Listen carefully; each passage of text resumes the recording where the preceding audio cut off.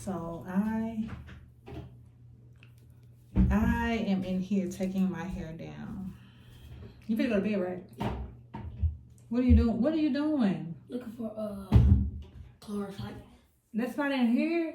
That's under the sink in the kitchen. I knew it too. Crack my door. Okay. And do what you gotta do and go to bed. Yes, ma'am. Love you. Love you too, son. Y'all, I always wanted to have kids. And I just never. Well, first of all, let me finish my statement because he just really threw me out. I'm taking my hair down, so don't judge. Like, I'm taking these braids down because I'm about to do a little ponytail. That little comb didn't do nothing. I'm about to do me a little high ponytail. My cousin was supposed to actually do my hair today, but she had to cancel on me because she really forgot about me, and she was doing her friend or somebody hair who's competing in one of them little bodybuilder contests.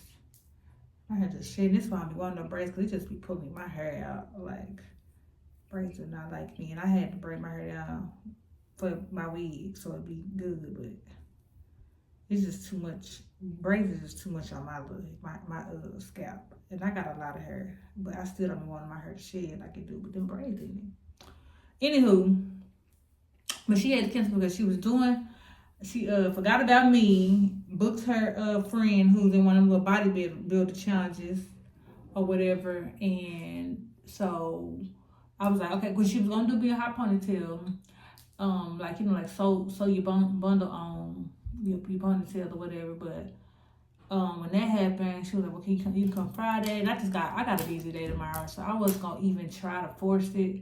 So that's why I was just like, you know what? I'm gonna throw it back and go get me a drawstring. Cause baby,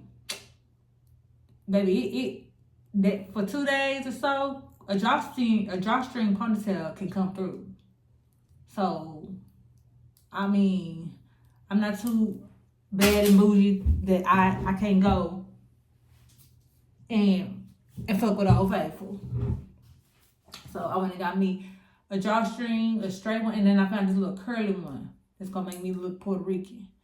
But I ain't gonna wear that one this weekend. I'm wearing the straight drawstring. And y'all gonna see I'm gonna put my little drawstring on. I'm gonna go up out that door, and I'm gonna be cute. And it's gonna do what it need to do for the night, and I'm gonna be all right. But anywho, I was just sitting around thinking, and I was just like, I really got some kids. And mind you, I always wanted to be a mother. Like, I always wanted to be a mother. But Lord, kids is just... Let me say this. I wouldn't say it's hard raising kids, but it's definitely a challenge. And it's a challenge because, at least for me, you want to do it right. You want to do what your parents didn't do and give what your parents, couldn't give. And so I try. Hold on, Steven, you in here? Yeah. What are you doing? Charging my AirPods. It don't take nothing to put AirPods on the charger. I don't know if they charge it because it's not blinking. Steven, get in the bed. Okay. We go through this every night. We do. Every night, I tell you to get in the bed and you start doing other stuff to keep from getting in the bed. Thank you, sir.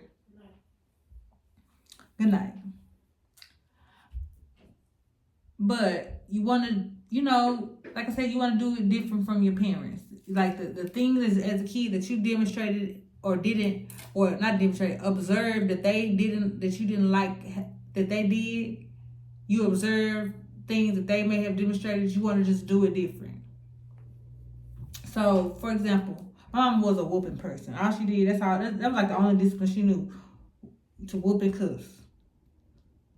So, I don't really whoop my kids that much.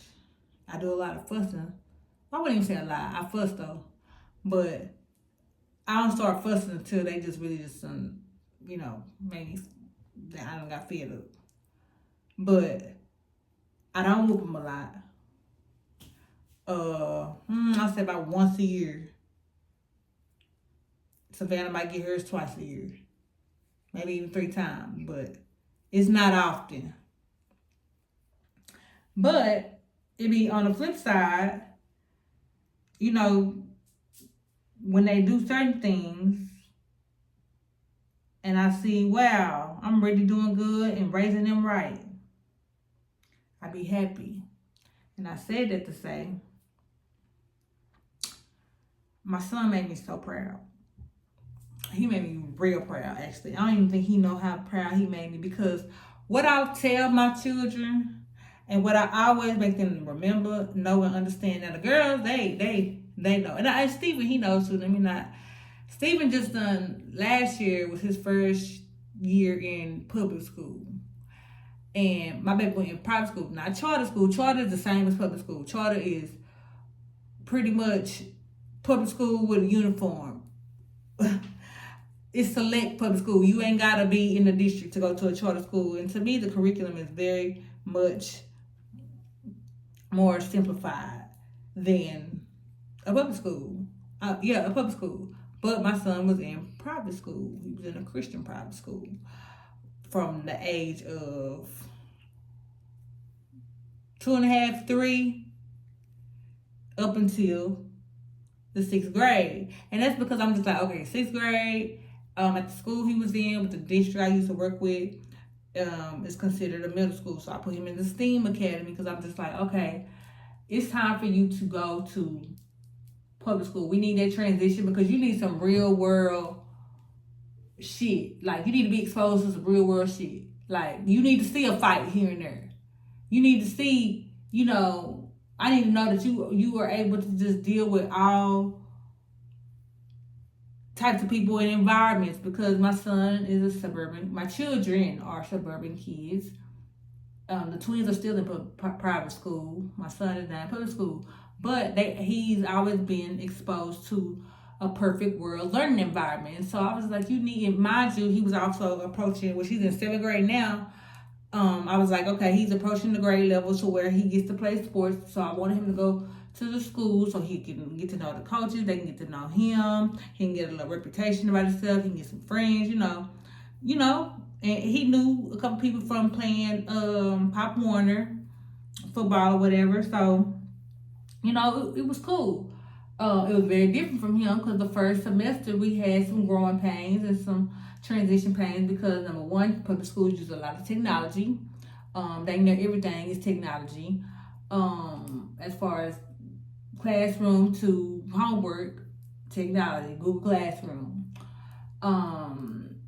It was that, and then of course the much larger classrooms. He was never used to being in the class with 25 plus other kids. He used to being in the classroom with 10, 12, including himself. It's like 10, 12 of them, including himself. And he, again, got to be exposed to a fight. Oh man, it was so funny. One time he called me, and he called me like panicking. And I'm like, well, what is wrong with you? Mama, is somebody up here? I was just like, somebody, what you mean up here? It's somebody at school. We in a lockdown drill. They got us, like, we got to be quiet, somebody up here. So mind you, I was like, Stephen, if you have a lockdown drill, why are you on your cell phone? Because mind you, I'm in education. So I'm like, you're not supposed to be on your cell phone during the lockdown drill. You're supposed to be in the classroom, the doors shut and locked, depending on whatever code they call, whatever, you'll be up against the wall, away from the window, the lights off in the classroom, all of that. So why are you on your phone? I'm in the supply closet. So I'm like, you in a supply closet? Okay, whatever. I'm like, sir, get off the phone. It's a drill. You said it's a lockdown drill.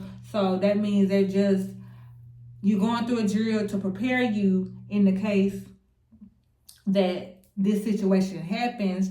This is what you do in the case this situation ever happens, so that you will know what to do, to be safe. That's why it's a drill. It's not real. So like, are you for real, Mom? Please come get me. No, sir, it's a drill. It's not real. It's a lockdown drill. So mind you, a little bit after he hung up the phone, his teacher calls me. His teacher called me and she was just like, "Hey, I'm just calling you to let you know, baby, look at these grass. I gotta get my roots dyed. Baby, I gotta get my roots dyed." But anyway, she was just like, "I'm just calling to tell you that I don't know if he's being for real or if he's faking, but Steven is like having anxiety." I said, "No, he for real." I said, "He called me while he was in your supply closet." And so she was trying not to laugh. I said, "No, it's okay. You can laugh." I said, "Because I'm up here laughing at his crazy self." I'm like, he ain't never experienced a lockjaw drill before. And he just knows of hearing things that happen with the school shootings and stuff like that on television. And he comes from private school. At his private school, they didn't do lockdown drills and all that kind of stuff. So, just I told him to chill out. So just calm him down. Like, once it's over, he'll be all right. He got to learn some form of fashion. He in public school now. So she was like, "Okay, I just wanted to let you know what was going on." I'm like, "Girl, he'll be all right. Don't entertain him. My son is a drama king. Don't entertain him. He crazy."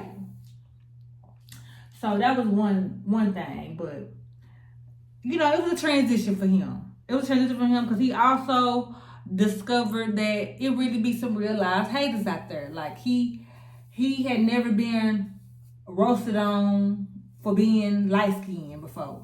Like, he didn't understand, like, why am I being roasted on because I'm light skinned? Like, why people always trying to try me and thinking I'm weak? I said, well, that's just the way of the world. Like, it's just the way of the world. You kind of a pretty boy.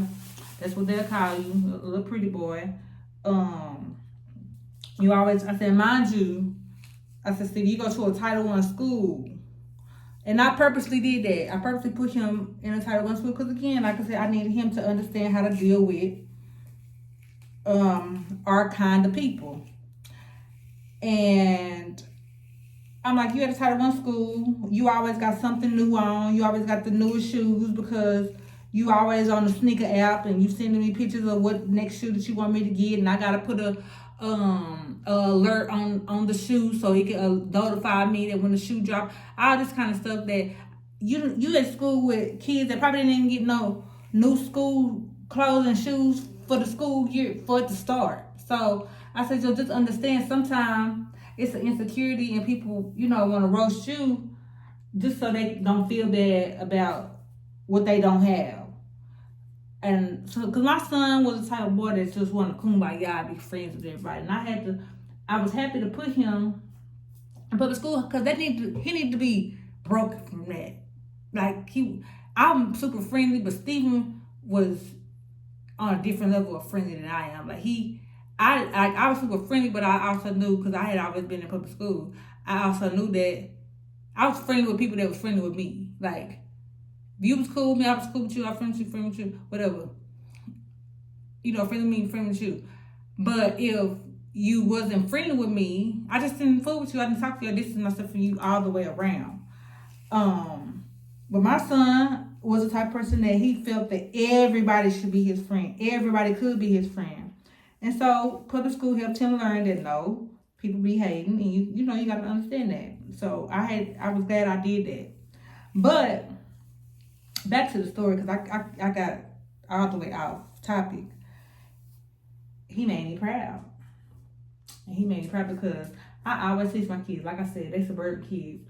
So I said to say, we don't stick to the motherfucking street code. You always tell. You ain't loyal enough to nobody out there besides your best friend Charles, Caden, and Aiden, which you been going to school with them when you was in private school forever. Them that's your real group of friends. Other than that, you ain't loyal to none of these new ninjas. So you always tell. You ain't getting yourself in trouble for nobody. You ain't getting yourself involved in nothing for nobody. You always tell and you point the finger because you ain't from the streets and you ain't abiding by no street code. So bump that, bruh. So I always teach my kids that you tell. So He was like, Mama, he came home, this was yesterday. He was like, Mama, I got to say something. I was like, what? And so I ain't gonna say the little boy name out there, but he said such and such, and I'm just calling such and such. Such and such got kicked out the football team. So I said, what? Why you kicked out the football team?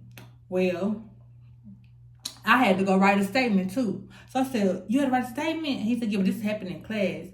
And he was like, such and such had been on the porn sites. And on the porn sites, he was like, he put a rumor out there that our teacher was on the porn sites. And he put, I don't know if the little boy put a picture in the group, because they got a school group chat, which I may still can get out of it. And mind you, he out the school group chat, but you know the kids, they still show, and I don't allow him to take his phone to school no more neither, because I told him to start calling me from the school, and I felt that it was also a distraction. So he don't bring his phone to school. I said, you gotta go the old school way. If you need to reach me, you know my number by heart. You get on that phone and you call me, and if you don't know my number, your teacher's got my number in Skyward. And if they ain't got my number, your principal got my number directly, because me and her cool. That's my sorrow. But and a whole lot of other people, I used to work at that school. So it's a lot of people that got my direct contact that can hit me up and text me. But anywho, he said that the little boy was putting the rumor out there that the teacher was on the porn site getting it in. And so I don't know if some kids seen the video or whatever, but that was going around. So of course it got back to the teacher. And it got to administration. And the whole class had to go in there and the whole class had to write a statement to give to the principal. Well, mind you, when I was a teacher, I was a teacher, and I was a special education teacher. And so a lot of times my kids will be involved in some mess. And I was a department lead. So I already didn't have a classroom of my own. I did more of the IEP planning and paperwork and stuff like that. However, I used to have to do a lot of statement writing for my kids who couldn't spell or, had trouble with written expression and stuff like that. So I would have to sit down a lot of times, listen to their story and statement and help, and write it for them, transcribe for them. So I used to love reading statements. And I can only imagine, but my son said, he was just like, yeah, we all had to write statements. And so I said, what you said? Because I know you didn't see no porn. So he was like, no, I ain't seen no porn. And he was like, I don't want to watch that. And I was like, okay, well, I'm just making sure, because I want to know what were you exposed to. He said, no, I didn't even witness it or whatever. He was like, I didn't even witness it. I said, well, what you wrote in your statement? Like, you didn't witness it? He said, yeah. I said, well, I don't know what he did, and I didn't witness what he did, but I believe he did it, and I know he did it. I said, this is you wrote in your statement? He said, yeah. I said, I believe he did it, and I know he did it, because when we was in ISS, which he wouldn't have gotten ISS at the time for arguing with this same little boy, and it was class disruption, so they sent the ISS for one day. But anyway, he's like, when we was in ISS that time, he was in the back corner looking at porn in. And I was like, what? He was like, yeah, he was in the back corner looking at porn then, and the other kids at ISS, they was in there laughing at him because he was in there playing with himself. He said, that's why I made sure I sat in the front, because I can't stand him. I don't want to be nowhere near him by him, because he ain't nothing but nasty. And so I said, well, Stephen, I said, sometimes it's deeper than that. I said, because we don't know what he's been exposed to himself. And I said, so I know, you in the mind frame, of course, I want you to stay away from him. I said, but you need to pray for him, because for him to be only 12 years old with such a high, sex drive or a high desire to see nudity or sex or whatever, like that's a problem. And so he was just like, well, he said his daddy is the one that showed him porn. I said, well, I hope that's a lie. I said, because kids do lie. I said, but I hope that's a lie, because I said that I would think that would be illegal. You don't expose your minor to no porn. I said, because that's why his mind is messed up now. And then not only that, you lying on teachers saying that it's them. And so Stephen was like, well, yeah, they was asking the teacher did she want to press charges or whatever, because that's like sexual assault. You lying, telling everybody that our teacher was on the porn site or whatever. And I was just like, yeah, like I would think. And so I was like, well, did she choose to press charges? And he was like, well, rumor has it she said no, but I would have pressed charges on her because that's a violation. So I was just like, exactly. And I said, why you didn't tell on him when he was in ISS? You could have been stopped it. You could have been saved it. And he was like, well, I don't know. I was just scared because I was already in trouble, and I was really more scared that I was about to get a whooping when I get home. So I really wasn't worried about him. And I was just like, well, I understand that too, because my son hate whoopings. But I was like, I understand that too. But you don't ever be scared.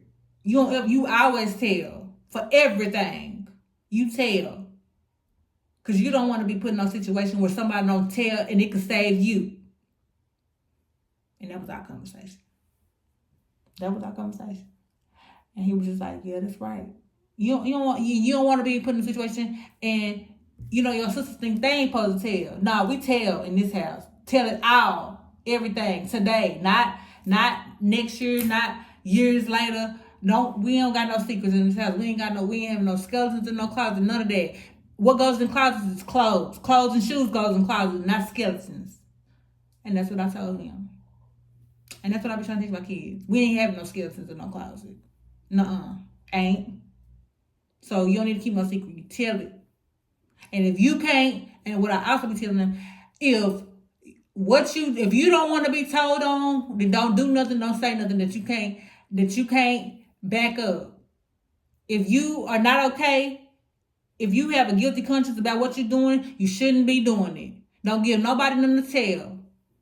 Don't give nobody nothing to tell about what you're doing. Don't give nobody to tell about what you're saying. So keep your mouth shut and don't do nothing. But whatever is righteous. Now, I know that's probably, for some folks, easier said than done, but I try to put that in their head all the time, because can't nobody tell on you. If you ain't doing nothing, you ain't saying nothing. Can't nobody repeat nothing you ain't said. Can't nobody tell you done did something you ain't did. And that's my TED Talk.